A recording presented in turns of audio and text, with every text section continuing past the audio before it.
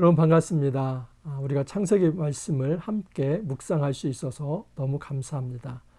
여러분 지금 한반도에 태풍이 북상하고 있는 중입니다. 여러분들 건강 유의하시길 바라고 또 모든 가정에 하늘의 평화 가득하길 기도합니다. 오늘 말씀은 창세기 37장 18절에서 36절 말씀입니다. 오늘 말씀은 어제 말씀에 이어서 요셉이 하나님 나라의 꿈을 꾸었지만 형들에게 밉보임을 당하고 이 애굽으로 팔려가는 모습입니다. 18절 19절을 보시면 요셉이 그들에게 가까이 오기 전에 그들이 요셉을 멀리서 보고 죽이기를 꾀하여 서로 이르되 꿈꾸는 자가 오는도다. 형들이 멀리서도 요셉을 알아봤습니다. 요셉을 사랑해서가 아니라 요셉을 증오했기 때문입니다. 어떤 사람을 사랑해도 잘 알아볼 수 있지만 어떤 사람을 정말 미워해도 잘 알아볼 수 있습니다. 우리가 어떤 마음을 가지고 사람을 대하느냐, 이것이 매우 중요합니다. 지금 형들의 마음에는 시기와 질투, 그것이 증폭이 되어서 증오, 또 그것이 살인하고 싶은 마음까지 있었던 것입니다. 그래서 이 빈들에 요셉 잘 만났네, 저 요셉 이제 이 빈들에서 죽여야겠구나, 이런 마음으로 그 요셉을 알아본 것입니다. 19절을 보면 서로 이르되 꿈꾸는 자가 오는도다. 자, 그를 죽여 한 구덩이에 던지고 우리가 말하기를 악한 짐승이 그를 잡아먹었다 하자. 요셉을 향하여서 꿈꾸는 자라고 합니다. 비꼬는 말입니다. 그 꿈의 주인, 그 요셉이 자기가 왕 노릇하고 주인 노릇한다는데 그 꿈의 주인이 왔구나. 그러면서 그 꿈의 주인을 죽여서 구덩이에 던지자. 여러분, 구덩이에 그냥 던지는 게 아니라 죽여서 던지자고 이야기를 합니다. 그러면서 아버지한테는 이 짐승에게 잡아먹겠다고 그렇게 거짓말하면 되겠다라고 생각을 했던 것입니다. 참으로 무서운 일이 발생이 된 것입니다. 여러분, 이처럼 어떤 사람에 대한 시각은 무서운 일을 행하는 데까지 나아가게 합니다. 그 사람이 어떤 마음을 가지느냐, 어떤 세계관을 가지느냐, 이것이 굉장히 중요합니다. 마음의 생각은 그 씨와 같습니다. 그래서 그 씨는 반드시 싹이 나고 열매를 맺습니다. 여러분, 미움이라고 하는 씨를 심으면 바로 살인까지 이어지게 되는 것입니다. 이렇게 형들이 지금 이 요셉을 죽여서 구덩이에 던지고자 하는데 맏형인 루벤이 나서서 막아섭니다. 동생들아, 제발 그러지 말자. 우리가 제발 이 손에 피는 묻히지 말자. 그냥 이 마른 구덩이에 던져놓고 그러면 그 굶어 죽을 거 아니냐. 우리 손에 피는 묻히지 말자 하면서 그 동생들을 일단 제지합니다. 여러분, 맏형 루벤이 참 의롭게 행동했다고 볼 수도 있습니다. 그러나 저는 굉장히 한계 많은 일이다. 정말 맏형으로서 최선을 다한다고 했지만 그것은 맏형으로서 마땅히 책임져야 할 일들을 한 것이 아니다. 그렇게 말씀드릴 수 있습니다. 왜냐하면 여러분, 루벤은 지금 이 요셉을 그 다른 형들이 좀 마음이 가라앉으면 살짝 빼내서 부모에게 돌려보내고 싶었지만 나중에 어떻게 그렇게 됩니까? 안 되지 않습니까? 요셉은 이 상인들에게 팔리고 또 애굽으로 팔려나가게 됩니다. 이것을 막아서지 못한 사람이 바로 루벤입니다. 정말 이런 순간에 루벤이 해야 할 맏형으로서의 이 책임감 있는 행동은 무엇이냐면 자기 목숨을 내놓아서라도 그 동생들이 하는 일을 막아서야 했습니다. 내 눈에 흙이 들어가기 전에는 이 요셉을 죽일 수 없다. 요셉 돌려보내야 한다 하면서 돌려보내야 맞았습니다. 하지만 루벤은 그것을 하지 못합니다.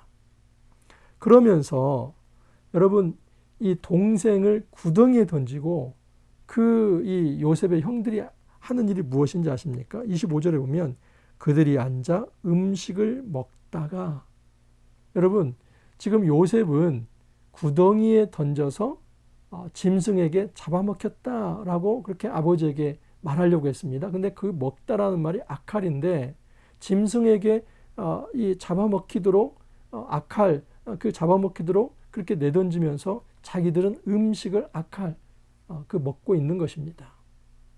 지금 성경은 이 먹다라는 동사 아칼이라는 말을 써서 어떤 그 문학적 장치를 하고 있냐면 지금 요셉을 잡아먹은 것은 짐승이 아니라 바로 형들이다 하는 것을 보이고 싶었던 것입니다. 여러분, 요셉을 죽이려고 하는 짐승들은 들에 있었던 것이 아니라 집안에 있었습니다. 그 집안의 형들이 바로 요셉을 잡아먹으려고 했던 것입니다. 이제 그 음식을 먹고 있는데 그 길에, 그 광야 길인데 그 길에 미디안 상인이 지나갑니다. 그러자 이제 유다가 제안을 합니다. 26절을 보면 유다가 자기 형제에게 이르되 우리가 우리 동생을 죽이고 그의 피를 덮어둔들 무엇이 유익할까 하면서 그냥 차라리 팔아버리자라고 얘기를 합니다. 유다 역시도 네 번째 아들인데 르우벤이나 비슷합니다. 지금 자기 목숨을 내어놓아서라도 이 동생을 지켜야겠다 이것이 아니라 좀 손에 피는 묻히지 말자, 그냥 팔아버리자 하는 겁니다. 그래서 여러분 은 20에 팝니다. 이 바벨론 시대에 은 20은 노예 한 사람 몫입니다. 이 한 사람의 가치입니다. 지금 이 형들은 요셉을 정말 친동생으로 생각한 것이 아니라 노예 하나로서 생각을 한 것입니다. 그래서 가족으로 인정하지 않기 때문에 그렇게 노예로 애굽에 팔아 넘기게 된 것입니다. 아까도 말씀을 드렸지만 지금 이 요셉을 잡아삼키는 것은 들의 짐승이 아니라 바로 형들이었다 하는 것을 알 수 있습니다. 르우벤이 돌아와 구덩이에 이르러 본즉 거기 요셉이 없는지라 옷을 찢고 아우들에게 되돌아와서 이르되 아이가 없도다. 나는 어디로 갈까? 여러분 뒤늦은 후회를 합니다. 아까도 말씀을 드렸지만 이 르우벤은 이 동생들 몰래 이 요셉을 아버지에게 보내고 싶었던 그런 마음이 있었습니다. 그런데 그것이 자기 마음대로 안 되는 겁니다. 이처럼 꼼수를 부렸을 때, 편법을 썼을 때는 반드시 문제가 생긴다는 것을 알 수 있습니다. 생명에 관한 한은 꼼수와 편법이 통하지 않습니다. 오히려 전공법으로 나아가야만 합니다.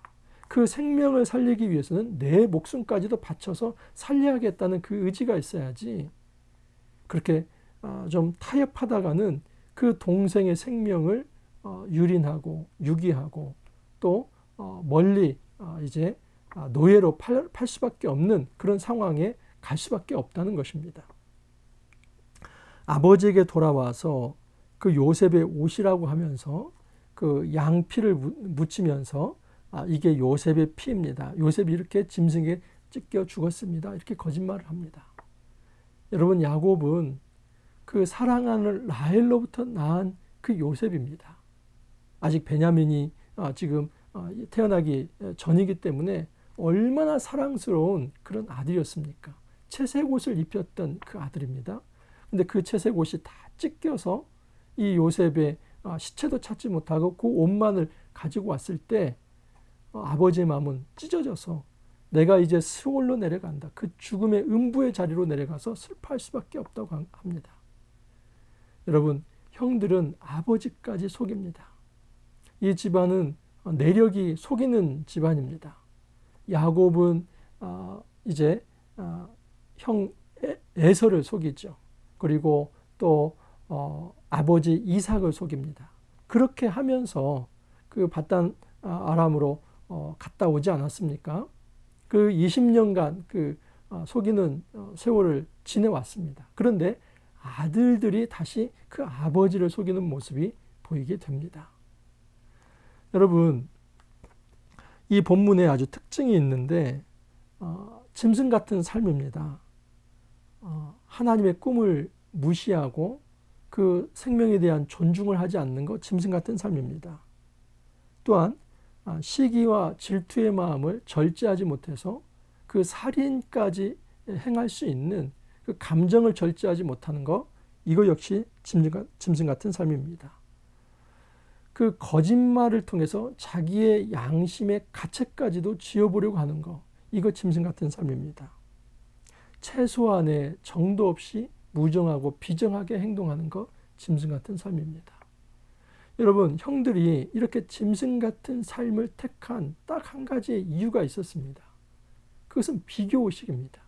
그 비교의식 속에서 깊은 열등감에 빠지게 되고 그 열등감 속에서 증오의 마음이 증폭이 되어서 살인까지 하고 싶었던 것입니다. 차마 자기의 손에 피를 묻히지 않고 노예로 팔았지만 이것은 살인이나 똑같은 것입니다. 그런데 하나님께서는 놀랍게 이 상황을 역전시킵니다. 오늘 말씀에 보면 20절에 자 그를 죽여 구덩이에 던지자고 하죠. 근데 여러분, 이 구덩이가 보르라는 말인데 이 구덩이가 창세기 40장 15절과 41장 14절에 나타납니다. 근데 그 구덩이가 어디냐면은 요셉이 갇혔던 구덩이입니다. 근데 40장 15절에는 그 옥에 갇힐 때 그 보르라고 하는 그 구덩이에 갇히는데 40장 14절에서는 요셉이 다시 그 구덩이에서 나오게 됩니다. 그러니까 어떤 문학적 장치를 해놨냐면 형들이 구덩이에 던져서 요셉은 애굽의 구덩이로 내려가는데 하나님은 그 구덩이에서 요셉을 건진다 하는 것입니다. 전체적인 스토리로 놓고 볼 때 형들은 짐승 같은 삶을 살았지만 그 짐승 같은 삶을 통해서 그 동생을 죽음의 자리까지 던졌지만 하나님께서는 그 죽음의 자리에서 요셉을 건진다 하는 것입니다. 생명을 건지시는 분은 하나님이라는 사실입니다. 이것은 한 가정의 요셉 스토리뿐만 아니라 이 요셉 스토리는 먼 후대에 이스라엘 역사도 반영을 하고 있습니다. 여러분, 이 이스라엘이 출애굽하는 과정도 마찬가지이고 또 바벨론을 포로로 끌려갔다가 다시 돌아오는 과정도 마찬가지입니다. 다 구덩이 같이 그 구덩이에 빠진 그런 삶입니다. 그런데 그 속에서 구원하시는 분은 하나님이다 하는 것을 보여주려고 합니다. 이 시대는 정글의 법칙같이 이 짐승들이 우글거리는 그런 세상과 같습니다. 여러분, 비정하고 또 무례하고 그리고 정말 양심의 가책도 없이 다른 생명을 해하려고 합니다. 그래서 하나님의 백성이 하나님의 꿈을 꾸었다는 그 하나 때문에 구덩이에 빠질 수도 있습니다. 그러나 우리 하나님께서 건지실 것입니다. 여러분, 우리가 실망하지 말고 하나님 바라보고 나아가길 바랍니다. 우리가 구덩이를 무서워하기보다는 이럴 때일수록 하나님의 꿈이 무엇인지, 하나님이 우리에게 주신 하나님 나라 비전이 무엇인지를 생각하면서 묵묵히 한 걸음 한 걸음 의연하게 걸어가기를 소망합니다. 이렇게 기도합니다.